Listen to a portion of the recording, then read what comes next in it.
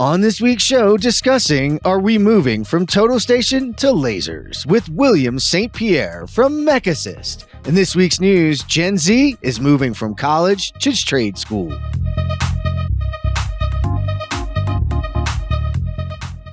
All right, we're back. Jonathan, we got a show about lasers, man. Total stations, then the evolution. It had to be you. It had to be you, my man. Thank you so much. You know, my first entrance into tech was my boss literally dropping a Trimble in my office and saying, learn how to use this. Well, and now I've got this guy, William, that's going to say it's time to move on to a laser. William St-Pierre, how you doing, man? I'm doing fine. Thank you for hosting me on the show today. Excited to have you. Thanks for jumping on me on LinkedIn and saying, if you think that's cool, you should check out a laser. So, with that, let's get into our interview. All right, William. So tell me a little bit about how you got here. Your story is a little different than some of the ones we have on here. And so tell me a little bit about your backstory. Yeah, definitely. So at the beginning, I think we need to be a little bit crazy to start an adventure like mine, right? Because we're playing with deep hardware and optics, photonics. So it gets very complex quickly. But we're three co-founders in the business. Myself, I'm a construction engineer. My two other co-founders are mechanical engineer and system engineering. So definitely we have quite some good background to develop the product that we have. And we founded the journey quite early in our career. We've met at the university. We went to work a little bit and then quickly started our business afterwards. And it was different, I believe, from the other ones because at the beginning, we were not doing laser projection at all. We had developed a large 3D printer to print fiberglass to build 3D wall panels, basically. And we've realized that it was a bit complicated on the technology side, but also the customer just didn't want this. So we made a major pivot of our business back. That was about 4 years ago. We made a major pivot of our business to build what we've built today, laser projection, and our life changed since then.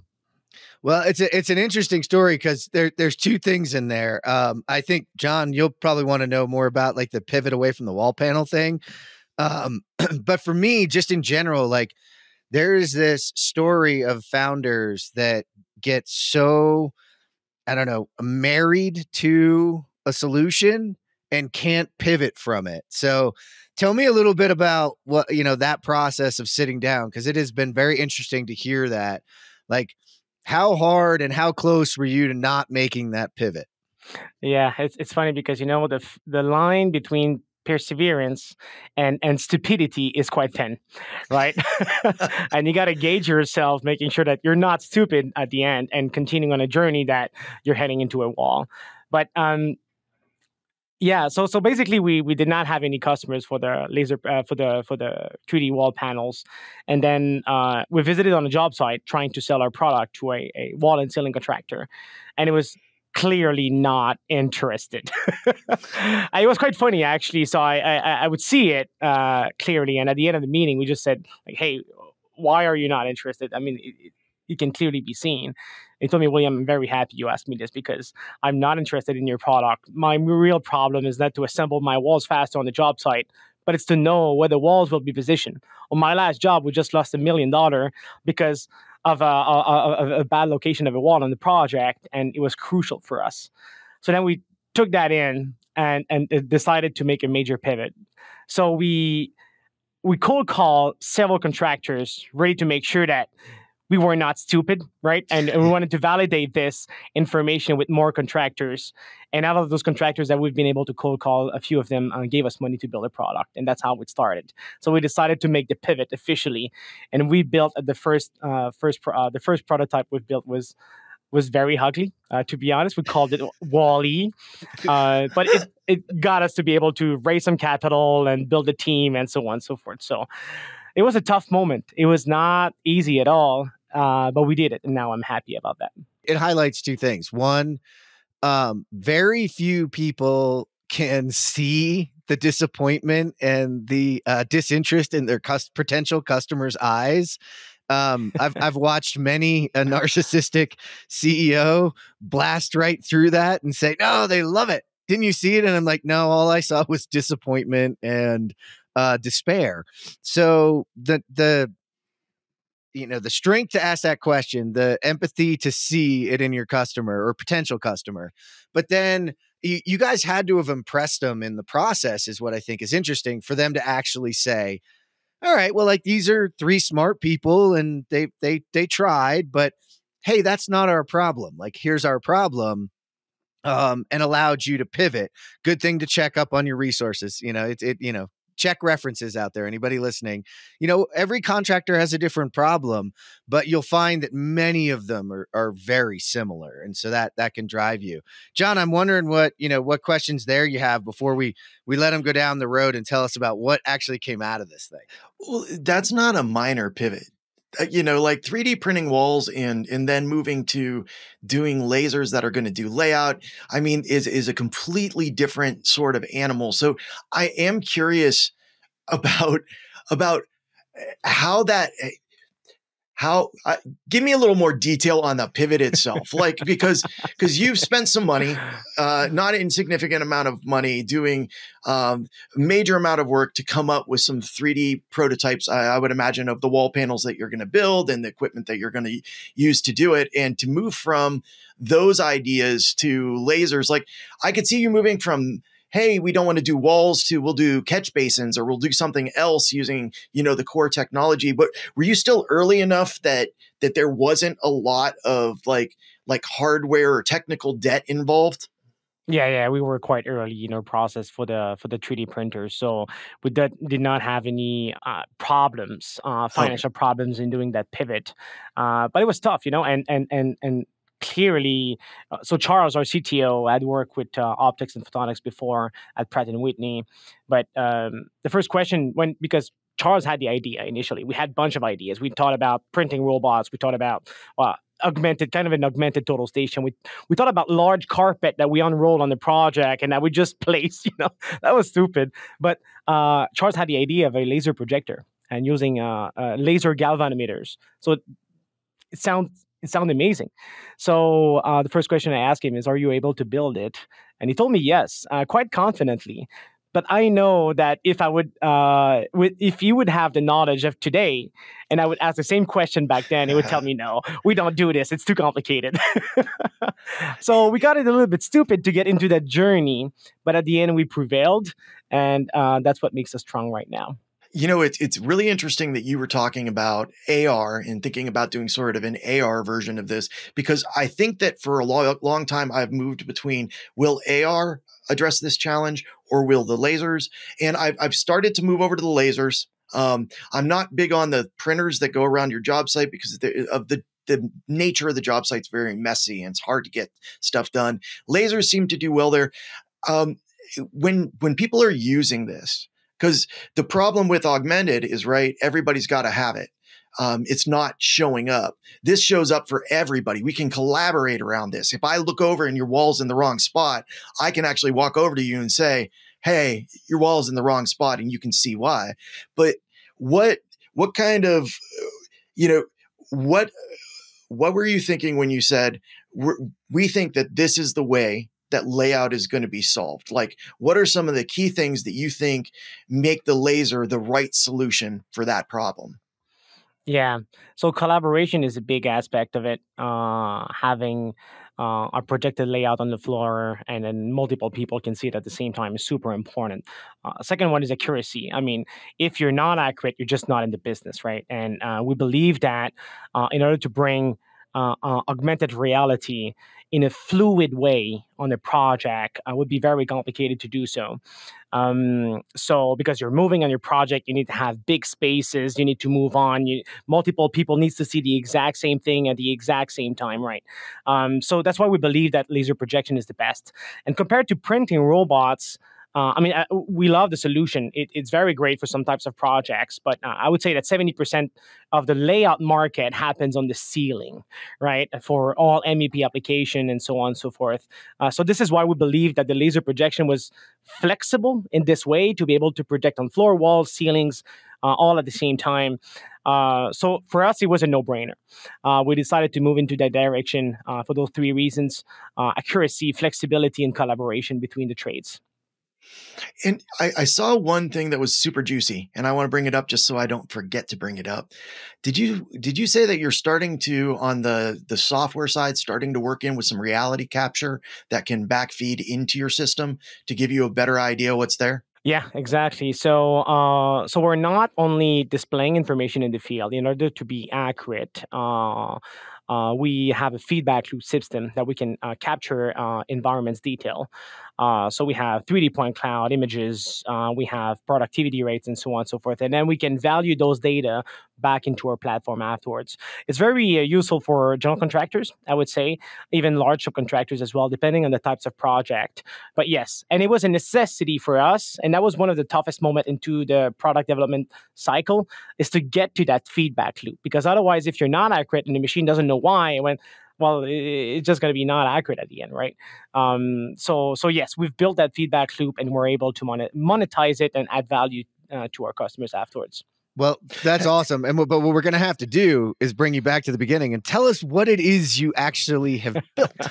Because John's getting you to the feedback loop, and everybody listening hasn't had the time ahead of time to know what it is that you've built. So, William, break it down. What is it that you have for us, and how is it really solving? What was that problem? You talked about the wall problem. So, but how did you go about solving that, and where are you today? Because it's a cool story, man. Yeah, so we developed a laser projection device that displays construction plan with very high accuracy, so 1 millimeter accuracy, onto any surface of a construction project. So it's quite simple to operate. So it's a projector. I think we see it right next to me. It's a projector mounted on a tripod, very similar to a total station, I would say. So you have three main aspects of our product. We have the hardware, for which we are designers and manufacturers. We have a mobile application, and then we also have a web application. So the workflow goes as this. So basically, the contractors drag and drop their CAD file into our web application. As soon as it's shared with everyone into their profile, they can access to the job site and connect to their mobile device. They'll fetch their plans, and then they can work on offline or online, depending on their project. And then they start connecting to the device, and then control the device, and then they can start projecting. One of the big steps for us is the positioning process, right? Because we're not selling our tools exclusively to surveyors. So we're selling to plumbers, carpenters, so they don't necessarily have the knowledge of a surveyor to operate surveying equipments. So we have three ways to position our device. We have, as we call, control lines, control points, but also artifacts. And an artifact is basically everything that you have in the CAD file that is also in the reality, like an elevator shaft, a concrete column, whatsoever you have in the field that you can position to. You can position your device. Of course, the types of elements you will choose for your positioning may impact your overall accuracy afterwards. But in all cases, will always be 1 to 3 millimeters accurate to your reference points or reference lines all the time. You're positioned, then you can start rotating, choosing your angle of projection.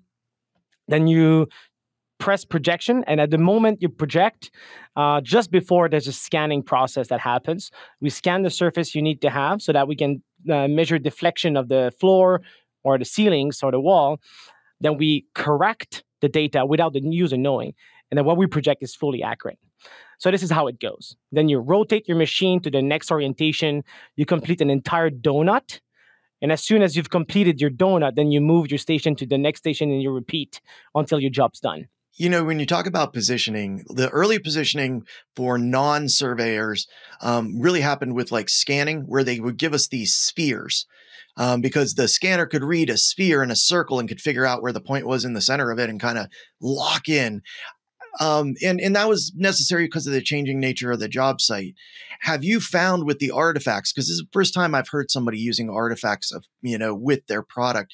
Have you found that being something that people gravitate towards, or are they still gravitating towards more the survey style of locating your device on their job? It highly depends on the types of structures that we see on the project. Like we have some project in Europe right now, they use a lot of concrete, right? And in every apartment, there's a concrete walls, and then they just point into the concrete walls to position quickly. They don't need to have control lines and control points within every unit, right? So for them, it's very easy. Well, as for North America, we mostly have open decks, so you would have control lines or control points. So this is what people would use most of the time. So it highly depends on your type of construction.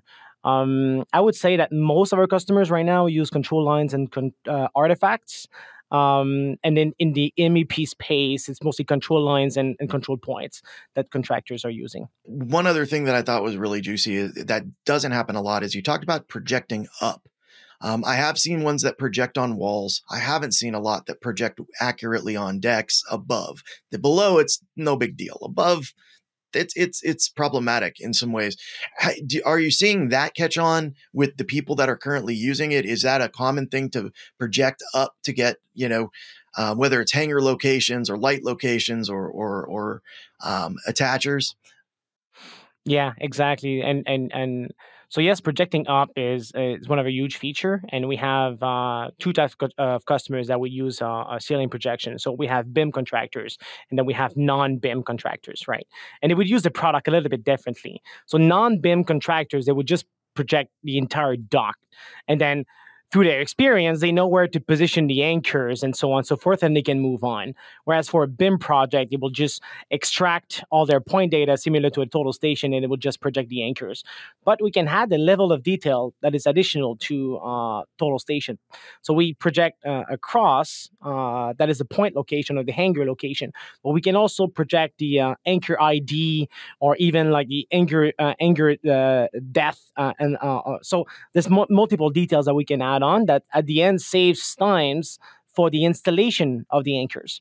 And that's the core goal, is to remove completely marking and then use the projection to install materials right away. I think if I CAD yours, I might end up moving it from room to room so fast and being like, hey, I'm going to move it in here. It's going to project on the floor. Everybody come in, mark up your stuff. And then I'm going to move it to the next room. And then the next room versus alive.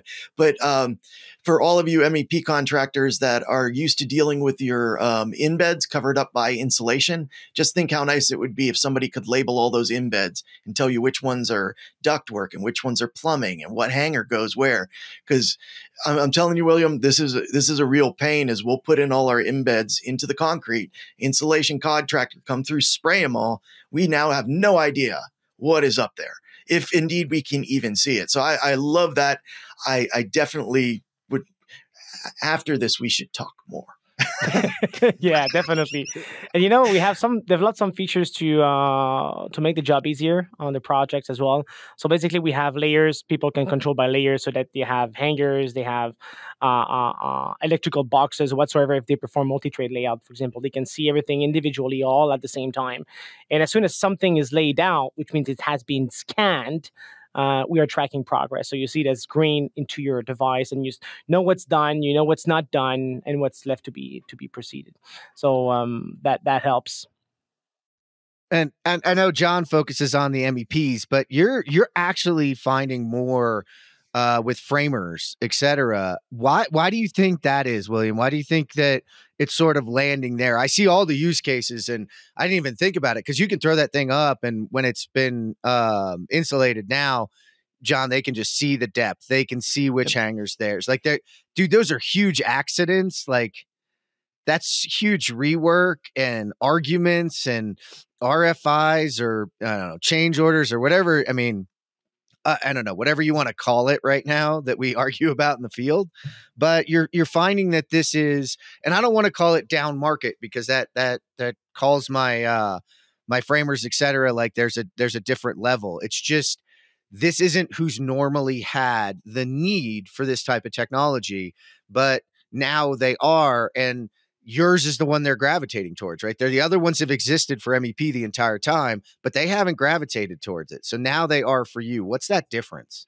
Yeah. So right now we are supporting 14 different trades, mostly for building works, right? But we started with wall and ceiling contractors, because per our analysis, we believe that was the low-hanging fruit because they all use tape measures right now.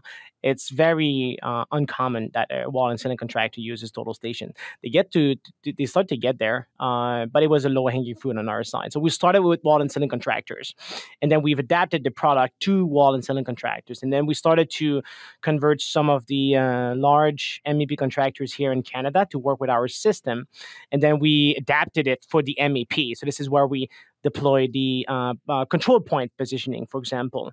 So we adapted it, and then right now we're starting to replace the fleet of total stations from our customers. So it's a question of priorities at the end. So now, again, we're moving onto other trades such as tiling, prefabrication operations as well. Form work as well. We've done some project for form work. So really, we try to position our product as a real competitors to the total stations. That's our real competitors at the end. So definitely one of the biggest barriers to entry with the other technologies out there is the BIM. When you said you had non-BIM contractors using it, and I can understand with the way that you're doing sort of your location that might actually be a decent idea. Without that barrier to entry, are you seeing a lot of interest from contractors that just aren't ready to make the BIM stretch yet, but are ready for some help in layout? Yeah, definitely a lot. What percentage of your new customers, I guess, are part of that? Because there's a lot of people that listen to the show that are thinking about getting into BIM, or maybe they're already there, but boy, to have a layout system that doesn't need that is pretty fantastic. Yeah, I would say we have about 80% of our customers right now that are non-BIM or that use BIM on some of their project because they're required to. Also depends on the countries. In Europe, at the beginning in Europe, I thought they would use BIM more, but at the end, they're actually worse than here.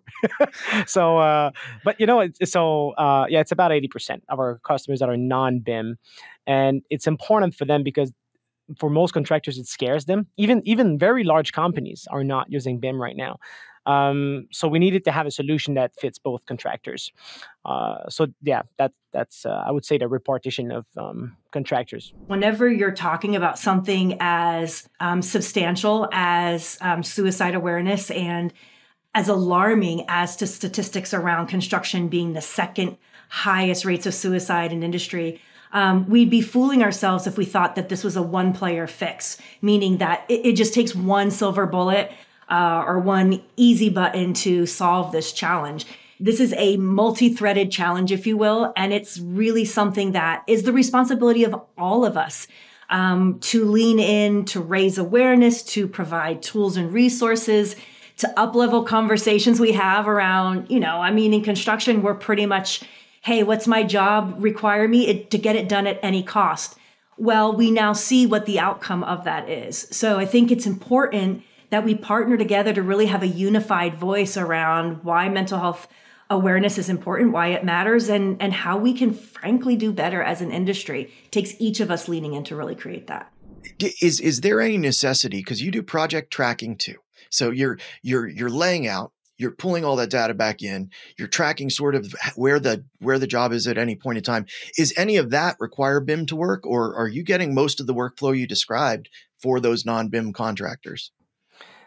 I would say BIM is much more useful for general contractors and MEP contractors, but all the rest, it's not necessary. I would say it depends on the project. Of course, if you're a wall and ceiling contractor and you want to move into prefabrication, BIM will be the solution because you need to be accurate when you lay out something, and then when you prefabricate something and you put it on the project, right? But even then, it's not all contractors that perform prefabrication. Some of the top 10 and top 50 actually in the US are starting to do it. In Canada, it's not very common right now. So it's not a necessity, definitely not. But I believe it would boost your company. But it takes 5 years at least to build a decent team that can perform BIM for your project. And that can be scary for some contractors. Well, it can be scary and it can be costly, right? That's the other problem. So much of what causes us issues in the change, John, during the period of getting someone from 2D to 3D is we can't make mistakes, and we do make mistakes. So this is also a fabulous way to do both without double overhead and maintaining a competitive advantage too. Let's not be the wall and ceiling is in so many different types of construction, right? That a lot of those are seeing a dip right now due to, whatever you want to say, but interest rates, et cetera. So you've got, wall and ceiling contractors getting involved in different kinds of work, especially because we've got booms in other areas. So you need that accuracy, and you need to be able to, quote unquote, sit at the big table. And, this is framers allowing them an opportunity to sit at that big table and actually, I would say, kind of swing their weight around a little bit. Because if you can be in the field with a product like this, with the technology that speaks to accuracy, speaks to collaboration, speaks to getting the job done right, now you've got a real advantage from a business perspective as a major contractor. When maybe, like you said, I'd rather be competitive in what's a ramp up time? Probably like 6 months, maybe, rather than 5 years. Yeah. So he mentioned the hardware, and we haven't talked about that. Yeah. I can see it behind you, but people that are just listening can't really understand. Can you give us some of the sort of key information about your hardware? Are you purchasing it? Did you produce it yourself? Battery life? Some of the things that people need to think about on the hardware side when they're looking at a solution like this. Yeah, so it got to be custom, to be honest. If someone is pulling up a bunch of products off the shelf and putting them together, it's not going to work out properly. So for us, it's very important to have the accuracy, but also consistency over harsh conditions, high and low temperatures, pressure, atmospheric pressure, and so on and so forth. So for this, we need to be custom. Basically, how our laser projection work. It's one laser beam that is reflected on two mirrors that we call galvanometers. And those two mirrors, one is from the x-axis and the other one is from the y-axis. And they control the beam onto a surface that completes a loop based on your CAD file, but operates this so quickly that the human eyes cannot see the difference between the point that is moving to a total line and to total projection. So it's similar to like cathodic TVs that we had before, but enabled for the job site, basically. When users want to look for laser projection, I believe the most important thing, they need to look for ergonomy, because you'll need to carry it on your project up the stairs because you don't necessarily have elevators on all your project. You'll need to look for accuracy. You'll need to look for entire workflow from the software base, how this is going to operate all together. And then at the end, flexibility. So you need to make sure that your product can withstand high and low temperatures, depending on where you use it, vibration resistance, impact resistance, and so on and so forth. So to do so, everything needs to be custom. On our side, we develop our own lasers, we develop our own mechanical, we customize our galvanometers. So we have a pretty qualified team to do so. And that's super important to get to the standards that our customer requires. And you guys are a manufacturer as well then. So you are fully manufacturing this from a beginning to end. Well, we don't necessarily manufacture our mechanical parts, so we buy them, but we do assembly of our product and calibration of our product. And really, calibration is an important piece of our assembly process, and also considered as a trade secret. So it's super important to have the calibration done right, so that it can withstand months and months on the job site without needing to recalibrate the equipment. When you first started talking about your pivot over to this product, that was based on just really being aware of how your product's being received. As you've started to test with this product, are you seeing any use cases that really are surprising to you? Or have you been pretty good at guessing what it was going to be used for? Yeah, yes. I never thought we would be doing marine construction, for example. So yeah, it's actually a market. Same for prefabrication. I haven't thought about it, but then the more I got requests from customers, the more it makes sense, because you can bring your prefabrication to site afterwards using the same device. It's quite easy for contractors to operate this. So yes, we did have a lot of requests from different types of contractors to use our product in different ways. But it's important for us not to diverge at the same time, especially we're an early business, right? and we're just getting started really about the commercialization of our product. So we need to make sure we're laser focused on some trades, and that we can grow within those trades before scaling horizontally our product. That's a nice little pun there. You got to stay laser focused with your lasers. Yeah. But I like this now because you hit two things: marine construction. If I'm not mistaken, you mean building boats. Yeah. Like large boats. It's funny. You're not the first of our technologies for me to see somebody cross that line over. So it's very interesting, and we call that artful use, right? Like if we're going to produce it, we're going to do this set of things with it. If you want to try and do other things at your own risk, feel free. I'm interested though. The Marine's one thing, right? It's basically, I mean, those things are so big. It is a building, right? So yeah, you're basically building a building that has to float. It has a different set of engineering rules beyond just standing. It has to actually float and operate and et cetera. But I mean, they're giant. So it is bigger than a lot of buildings that we build. I'm interested in the prefabricated, if you can break that down a little bit, because I think these are also earlier, like newer to prefabrication. Like when we think prefab in the MEP space, especially the mechanical space, like we're doing a lot of BIM. These are complicated. We're making entire skids at times. We're making overhead racking, all even underground, right? That's done that way. And there's a difference. This is more, if I'm hearing it, for, again, folks that are bridging into prefabrication. So tell me how that one works for them, what that use case looks like. Yeah, so it's going to be a little bit different for prefabrication because they won't have necessarily a huge construction plan to put on a device, but it's going to be multiple very small plans, right? So we've done projects for welders that assembled stair rails. So that was one of the projects we've done. So we're attaching our product to the wall, and then we're projecting the information into a welding table.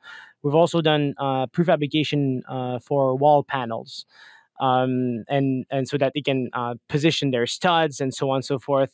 So the wall panel is standing, and we're projecting directly into the wall structure that guides the contractors at the end. But the major difference, I mean, to the usage of the product, it will be quite similar, right? You'll position it in the somewhat similar ways, but the difference will be how you manage your CAD files. That is going to be a huge difference. So this is why it needs to be simple to import like 50 different CAD files into your web platform and access them into your project, into your assembly shop easily. So I would say that that's the biggest difference that we've seen so far in terms of customer demand for prefabrication. It's interesting, man, because if we look back, AR, we were looking at that, Jonathan, too, at that point. Like we thought AR would be what they were doing, putting it on and in the fab shop doing that. And in fact, if you look back, way back when Martin Brothers, they had the bathroom pod assembly, old school versus new school with AR. But again, it always felt pretty out there and pretty hard to get to that point. This seems much simpler, and you can see it, being, the laser showing what to do, like been building that railing or building that wall panel. It's kind of funny that you went all the way from 3D printed wall panels back to helping them prefabricate the wall panels so they could put them in the right place. Like, I feel like the three of you probably had like that in the back of your head. Like, we're still going to solve that problem, whether you like it or not, maybe just differently. So. Yeah, I will say that the first time I saw a laser like yours was last year at Fabrication Convention for MCAA. Ryan Hoggett at UMC over there, he had it in his fab shop, and he was just kind of like, "Hey, everybody, check this out! This is a great way to lay out modules and other things in a fixed location." We like you said, I think a lot of these fab shops that are at the higher end, they have the CAD problem figured out. It's really, how do we communicate with the people there? But, that kind of leads me to, so what do you're a relatively young company. You're doing your own engineering. You're doing your own design. You're kind of, steering your own ship. What can we expect to see soon from you? Like what's the next step for FramR? Yeah. So this is our generation 2. Right now, we're about to release our generation 3. And that's going to be a leap ahead from the generation 2, to be honest. So we worked on it for the past year and a half. All the learnings that we've done from that generation, we improved it into generation 3. And really, generation 3 will expand beyond use cases that I've just mentioned, and we'll produce in larger quantities. So we'll have our international certification. We'll be able to ship in more than 58 countries. And that's going to be a nice journey to have. And also building a factory to assemble them in larger quantity, increase our production capacities, and so on and so forth. So that's really the next steps for us. And the Gen 3 is the most important piece of it. And the product will change name as well. That's kind of a scoop, because FramR is mostly for framing, as you can imagine, right? And throughout the years, we've discovered that we have much more use cases. So the product will change its name as well. That one will hopefully we'll be involved in letting that one out when that comes out. So I'll jump on with Jonathan there. You're going to go to version 3. What's ahead? So you talked about, I'll bring it back to Jonathan's original point too, that he got ahead of ourselves with it.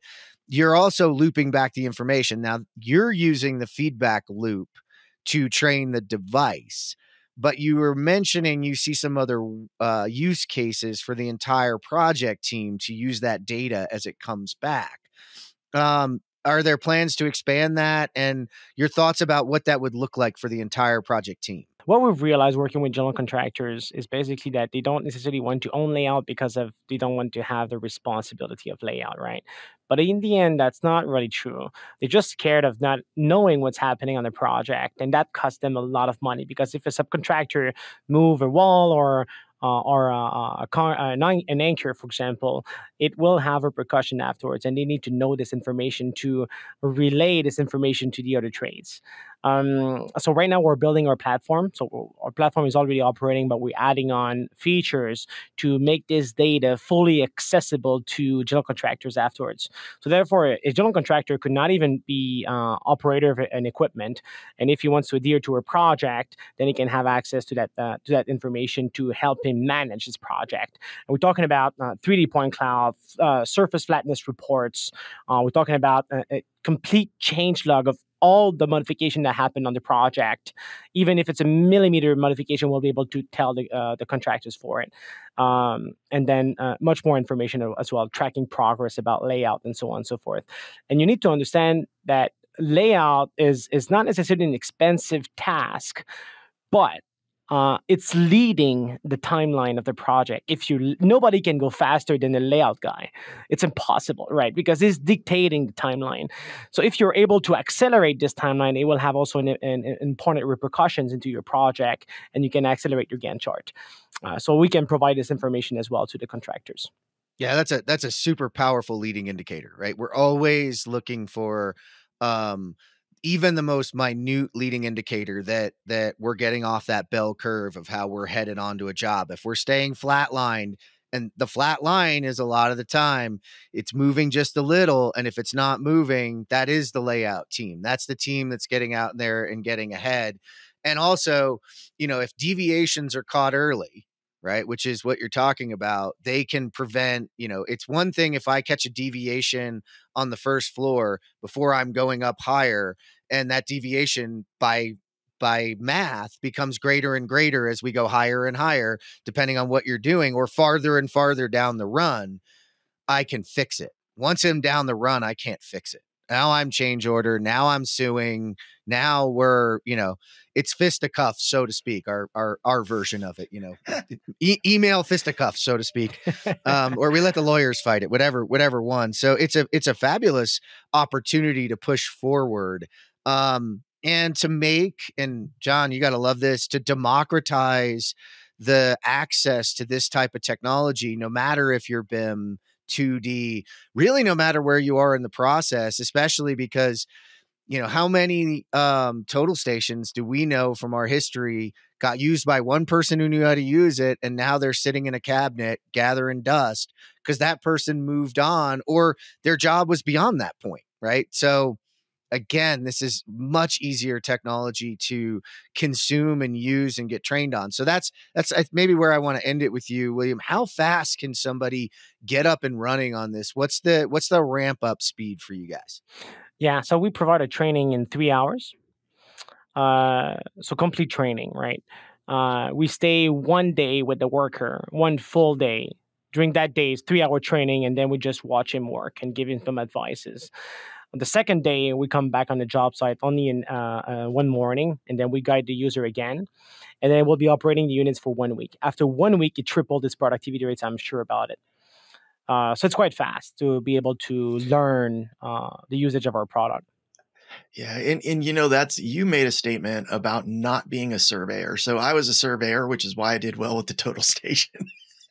Because I was a surveyor for like 2 years before I got mine. But you're right. That's the hard training part, right? Because Jeff had this huge smile. He's like, what do you mean that fast? And it's like, if you don't have to teach them to be a surveyor at some level, all of a sudden, especially with your workflow, because you didn't mention it, but I think it should be mentioned. There's a huge difference between trying to put a dot in the center of like a point that a laser lays out and tracing a line that the laser lays out. Because a lot of people out there, they're like, oh, well, I have a laser on my job site. Yep. And it makes a little ellipse and you have to get right in the middle of that little ellipse. And then you might still be off and you're not sure what that point is. But man, if it draws a line, I'm pretty sure I know that that's a wall. So it really is an amazing product. I definitely need to talk to you offline for a little bit. Well, it sounds like we're all going to have to get together because this is something I'm going to throw it out there. At some point, I want to get trained on how to use this. I've never been trained on a total station again because it goes beyond where we all know what I'm good at and what I'm not good at. At least I know what I'm good at and not good at. And that's not one of them. So this might be one even I can get my hands on and we can play with. So I think the three of us are going to have to meet up at some point and try this sucker out. Maybe even get me trained on it. John, what do you think? That would be great. Yeah, I think this one might be up your alley, Jeff. I think you can think of some artful use for this one. Well, that was what I was thinking, William. So the challenge has been thrown. At some point, William, we'll get together in person and we'll try me on FramR of the future, whatever name is going to be next. And you let us know when that name changes. Before that name changes, though, let everybody know how they can kind of find out more about what you've got out there. Yeah, definitely. I think the easiest way is to go and watch our website, www.mechasys.ca, or directly contact me. My email is William St-Pierre at mechasys.com. .ca, sorry, I'm very sorry about this. So that would be the easiest way to reach me out or reach one of our sales team. Well, we'll be sure to tag you in all of that, but I'm pretty sure as soon as this one comes out, before I even get a chance to tag you, you'll probably be getting a call from a few of our friends. So thank you so much for joining us. You're going to stick around because it's time for the Construction Technology News of the Week. Back in 2020, I heard about a new software platform called Join. Within minutes of seeing Join, I knew it had the power to revolutionize collaborative project delivery. In fact, I was so sold on Join that I joined the team as its industry evangelist. Many trade shows and podcasts later, Join is now used by 50% of the ENR top 30. Why? Pre-con and ops leaders at DPR, Bolt, McCarthy, Barton Mallow, Clark, and others say that they like Join because it does two big things: collaborative, trackable decision-making, and awesomely simple visuals. Want to learn more about the power of Join? Go to www.join.build/demo to learn about how better gets built. I feel like I need to call them out today. So a lot of this stuff that I have today, the AI breakdown, the daily breakdown, has been a sort of something I've been listening to off and on, and they keep hitting these articles that I love. And this is one that I really love, and it's in praise of boring AI. And they mean just boring AI. All of these boring tasks that we have to do, that we, while we listen to all the hype cycle, make this the next huge thing. This article says, hey, wait. Here are all the boring things that are really essential that this helps you do. And more than that, it helps you fight being bored. And they point out that being bored is actually something that's a real problem. They even did this study, and it was would you rather be bored for 15 minutes or you can shock yourself? And people were shocking themselves rather than being bored for 15 minutes. They found out that people in war, when they're bored, are more sadistic, all of these bad things. And so what this article really doubles down on is what probably a lot of the people listening are using AI to do. These boring, tedious tasks. And Jeff, you know, I do a lot of consulting on technology, and they're like, how do I get technology adoption? And I said, go around, figure out what people hate to do. And whatever they hate to do, that's where you put in the technology first. I mean, forget all those other things, because your people are going to be, and he underlines it, they're going to be happier. They're going to have a better workday, and they're going to spend their time on these creative tasks rather than on boring tasks. And I read through it a couple times. It's back from August. And I just think he hit it so well. You know, we hear about all these amazing things that AI is going to do. And then all of a sudden we're like, well, wait a second. The amazing thing for me was I needed my Excel broken up into 20 parts. And instead of doing that, I just said, here's the file. Can you break this up into 20 parts? And it did it, you know? So did you get a chance to look at that at all?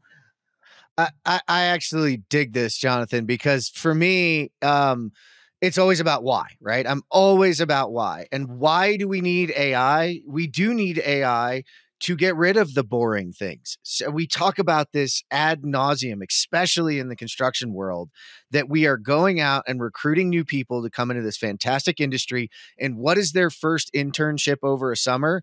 They're moving data from one system to another, or they're filling out every log. So we're getting them like 50 to 100 yards from an incredible experience of building a structure, a wastewater treatment plant, a new high rise, a stadium. And we're like, but you're going to sit in this almost windowless, stanky trailer with a big laptop and 2 screens, and you're just going to type all day, and your eyes are going to hurt when you leave. And you might take a glimpse of this incredible thing that you're building. And this is where we can automate so much with AI. Plus, I mean, we talk about this as well. A lot of what we do in the process, especially as we're training new people, is that when one event happens, so I'll take this to William, when an anchor is out of place, what do we do? Okay. When we bring new people in, they don't know. They start running around trying to figure out what the heck it is we're supposed to do. Well, we know this. AI is great at finding that information, guiding us to what our choices are, and saying, okay, anchor's out of place. You need to let these 2 teams know immediately. And here's what you need to pose. Or, hey, here's what the soup or the project manager needs to decide. Okay, they don't make the decision. It presents it to you. You make the decision, and then it goes off. Writing that email, writing that communication, or documenting that thing is not the important part. It's what do we do with it so that we can create action. But it is boring. I mean, and how often you do this too, and before ChatGPT, man, you did this way more, is you just skimmed and hope you caught the thing and did it. And how many times were you freaking wrong? Because you were like, there was this asterisk or this, if this, see this, and you didn't see that. And you may have just taken us down a spot where you assumed the risk. So I love it. William, I'm wondering what your thoughts are on, AI removing boring things and getting people to, I love not being bored, man. I just think that's awesome. Yeah, no, it's super important. You mentioned like clash detection as well. When you need to move around an anchor, that's super important. For me, I use a lot of AI to accelerate my task on a daily basis. Just writing emails. Damn, I write 20 to 30 emails a day minimum, and just it helps me out to make sure that my emails are sharp every time, right? So that's super important. I love it. And in the construction space, there's a lot of potential avenues to use AI that will significantly change the way we work and share information with different parties. So yes, I agree with you, Jeff. It's going to be a life changer. I'm going to bring it back before you do that. I'm going to go to a Mark Twain quote. And I think if we could bring Mark Twain all the way forward, he'd love this. I didn't have time to write a short letter, so I wrote a long one instead. And here's a great piece is you can now take that letter, throw it in, get back something much shorter, has the same point, and is much more consumable and saves everybody a little bit of time. You didn't know I was going to go to Mark Twain, did you, John? No, I didn't think you'd go to Mark Twain, man. But, you brought up a really important thing about interns that I want to underline. If your intern's job is to get coffee and make copies, you will not end up with that intern. If when they come to me, their job is to go out and build stuff, I will get that intern. You will not get that intern. Or at least go use a laser, right, John? I mean, if it's like, hey, go use a laser and go do some QA/QC. Absolutely, go use a laser. Actually, I definitely would hand a new and I often did hand new technology to interns because no one knows it. So you're not, losing any tribal knowledge, man. Somebody's got to learn it from scratch. So my next one, in a way, is AI related, but not really. And that's the global race for the humanoid robot. I figured if my first one was about ignoring the hype, my next one should be about like doubling down on it. So this one basically is saying that the race for the humanoid robot is our space race. This is it. This is all the different countries sort of getting together and trying to prove that they have the biggest robot, you know what I mean? Or the best robot. And it was a neat article. It does point out some of the countries that you might not have thought about. I mean, part of the kickoff of this is the Saudi robot. I'm not sure if you heard about this. There was a Saudi robot accused of sexual harassment for touching the bottom of a reporter. The video was everywhere. And I think anybody watching the video is like, it looks like he was trying to push you away from it. But regardless, whoever is the marketing genius that said this is like that video, everybody has seen the Saudi robot at this point. But China's decided they're going to mass produce robots by 2025. We are constantly going after robots. And the reason this is important and the reason I sort of align it with the boring AI article is the non-boring stuff that AI is doing is making robots something that actually act like the robots we saw when we were a kid watching cartoons. They can talk to us. They can understand what we're saying. They can understand an environment to a certain extent. I think I talked about that the last time we were on together, Jeff. But I also think this is the ultimate hype cycle. I mean, you have people that don't even believe there was a moon landing, that it was literally just two countries that were hyping each other up, and one just is like, we'll pretend, So I thought it's good to bring awareness to the hype cycle of the humanoid robot. It is definitely a passion, and I definitely think we will get to the humanoid robot pretty quick because all our tools are made for humans, man. But what do you think, Jeff? I mean, do you think it is the space race again? Oh, I do. I think that's the cool part of it, right? I think so. I did, and I'll call out some of our great friends out there that had to go after me at Autodesk University on the. They had a like a TED style stage that we would do these 15-minuters, and I proposed, something about robots, and nobody knew that it was a gag. It was a joke. It really was, because I've said this and I will say this till forever. This thing right here, this human, is like the most poorly engineered thing to do 90% of the jobs that we do. So reproducing me as a robot is pretty much creating one of the most useless robots on the planet to do any specific job. That's why when you see a specific robot for a specific job, it doesn't look like me. It doesn't. It looks like a small track wheel that needs to get around, or even, we used to joke that, great, thanks a lot, Boston Dynamics. You gave us a robot and then you gave it a pet dog. So we can't even be the pet anymore. But Spot has a very usable mechanism. And of course, they should be mimicked off of certain things in nature because they were, evolved that way. But again, the human is not the way. However, if you look at the space race, the winner wasn't the person that put the flag up there. It was the rest of society that got a microwave, that got all of this technology that could feed other devices, all of the ancillary things that come out of great people pushing for such incredibly, moonshot ideas. That's what people fail to realize. Like, William, you're building things yourself.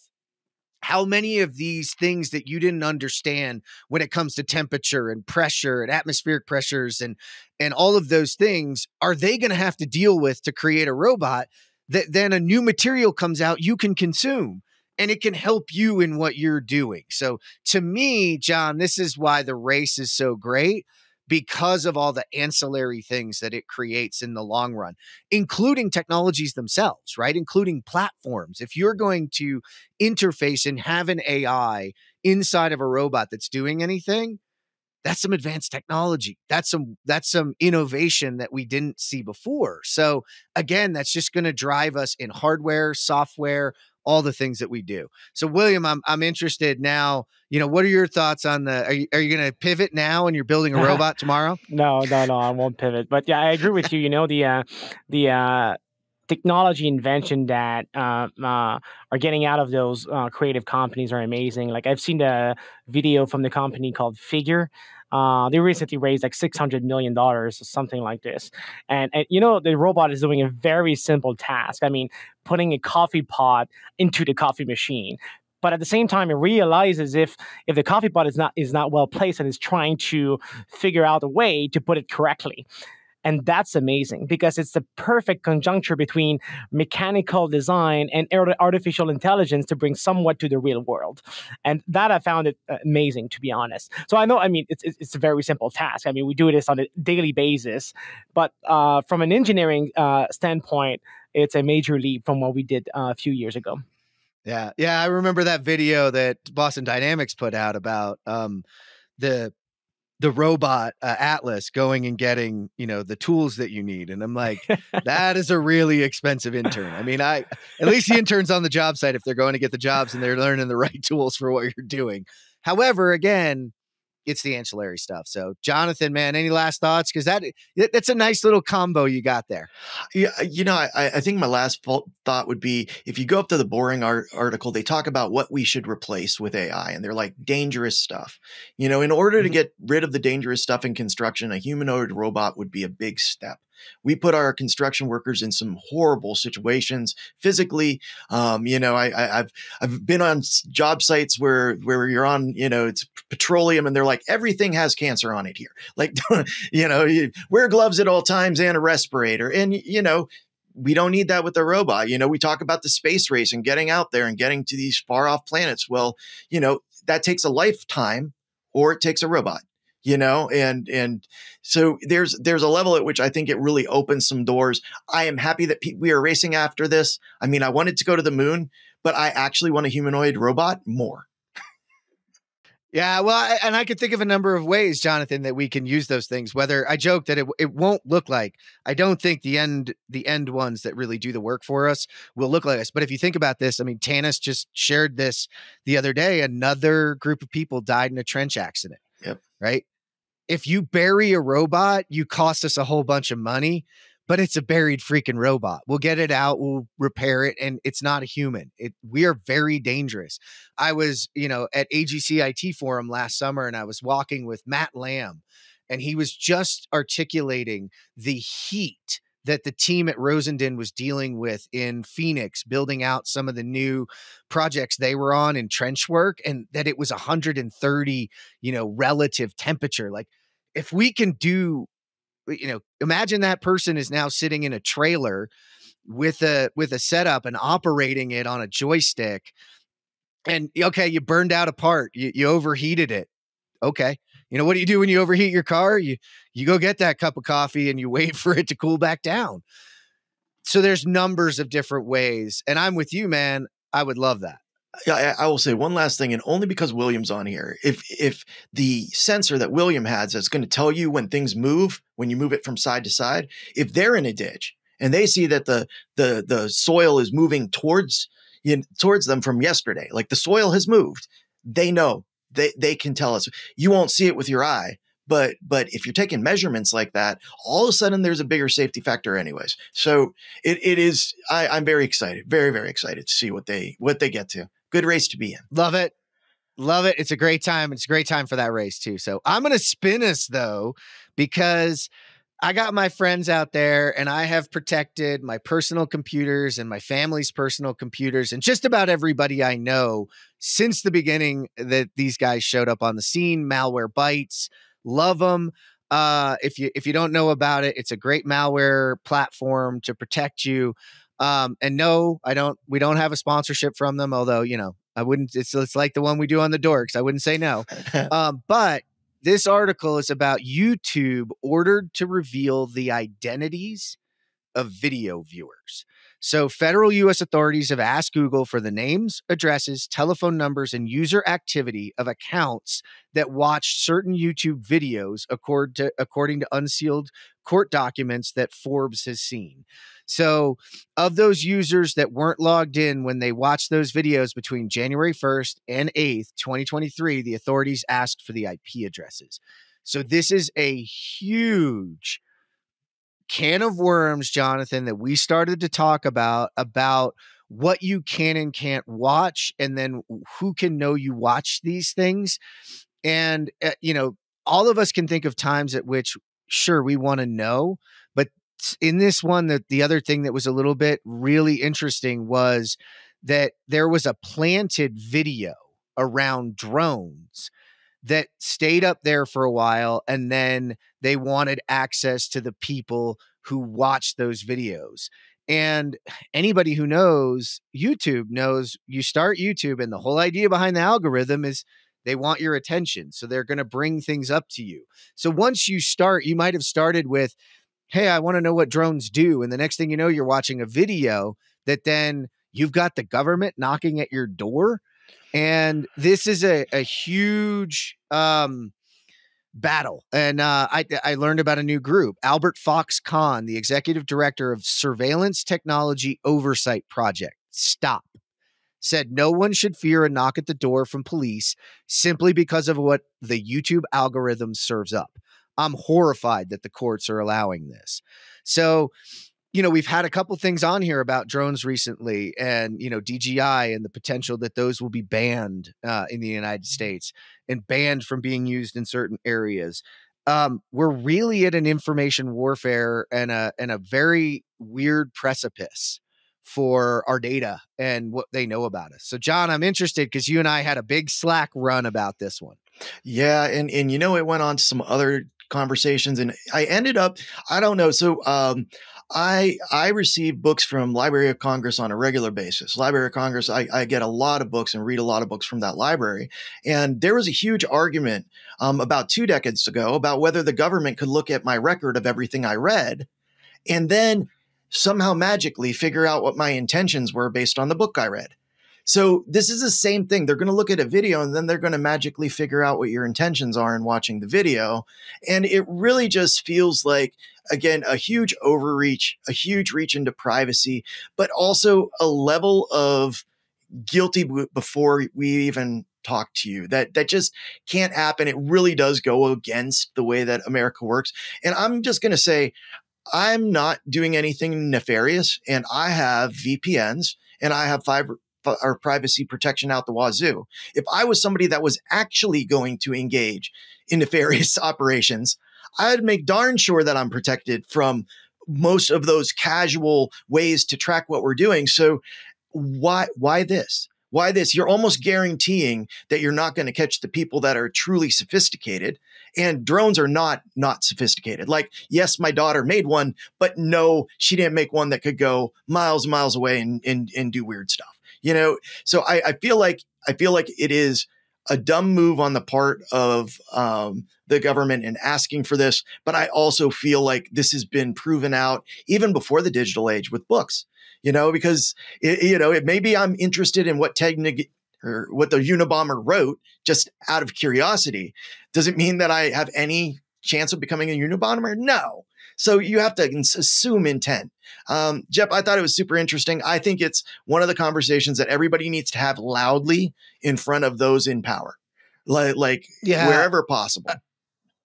I would fully agree with you. And that you formulated another thought I remembered before this that I wanted to bring up is that, like, listen, history doesn't always repeat itself, but it certainly rhymes, is a statement I got from a friend.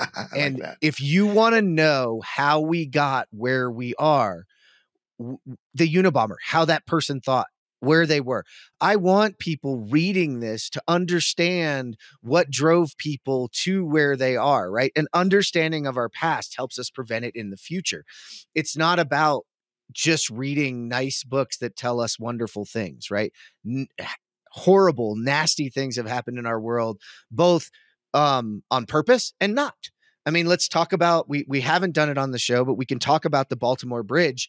Like, we need to unpack that, and books need to be written about it, and manuals and safety and all sorts of things need to be done around that. And we need all of that out there, because the bright people of the future that read these things can infer things and prevent them. Right. And I did want to give a shout before I toss it back over to William. I did want to give a shout here, though, because so many of our big tech companies just get beat up for what they do. And on this one, Google came out and said, Google owns YouTube, if you didn't know that. We examine each demand for legal validity consistent with developing case law, and we routinely push back against overbroad or otherwise inappropriate demands for user data, including objecting to some demands entirely. So these folks, while a lot of time, yes, they're harvesting our data. Yes, they're trying to serve us the things to get us to click and to take us down their road. But they are also stewarding and protecting our data and protecting us, and at the forefront, John, of a lot of these conversations. And they are, I mean, if they were kowtowing, who knows how bad it would be. So I wanted to give YouTube and the group out there a little bit of a love for, hey, look, big tech is not always bad, man. It's good stuff. So, William, I'm interested. What are your thoughts, man? We went down a rabbit hole there on you. No, but you're right. I mean, it's weird that government have access to our data online, but at the same time, I think everybody knows what's happening, right? And one of the great quote I've seen is from the Second World War fighters, is basically that you need to know that you're dead before you move on into the battlefield to get shit done, right? And it's kind of the same thing with the internet. You know you're being spied all the time. You know it. So now live with it. But the fact that they're coming and knocking at your door, that's clearly something different. I haven't experienced myself. I don't want to experience it. Definitely not. Me neither. But man, does this make it very interesting that any one of us in our space that researches drones as much as we do and relies on them. I mean, we have said that drones aren't even on our innovation world much anymore, because they're quite ubiquitous in the use cases and the ways that they're used. So yeah, you're right. You nailed it. I'm going to spin us and end us on a good note, though. And this one, it's real brief. Everybody listening now knows that, I'm a Morning Brew fan. So morningbrew.com, great emailer. Tech Brew is an awesome one. I get a lot of my IT news there. But they had this quick one that came by and I had to click it. Gen Z is losing interest in email jobs. More young people are opting out of traditional college and opting into vocational programs. Not a surprise to a lot of us that are on this show. However, a couple of the statistics here I thought was interesting. Why are they doing it? I'm always a why. Get this. Median pay for construction workers rose more than 5% last year to $48,089, compared to $39,520 for new hires in professional services like accountants and IT workers, according to ADP. So this is, ADP, if you're not familiar with them, huge swath of companies across the country use ADP. So they have an incredible data source to give us this information. Think about that. That's close to $10,000 difference. And it doesn't even take into account, if you talk to debt to income there, because most of those vocational and tech schools, they work through the process, or they're significantly shorter and less expensive, because there are some that are 2-year degrees and you are going to school for 2 years to learn about this stuff. So I just thought this was awesome to see data. And it says the number of students enrolled in vocational focused community colleges increased 16% from 2022 to 2023, according to data from the National Student Clearinghouse. So, John, this has to make you excited, man. Yeah, I mean, I'm somebody that went to a vocational school. I mean, I went to college for a little bit and honestly got bored and didn't have the time to do it, and ended up in the vocational end of things. I really think one of the funny things is we were just talking about what is boring, and we're trying to get rid of the boring tasks of those email jobs.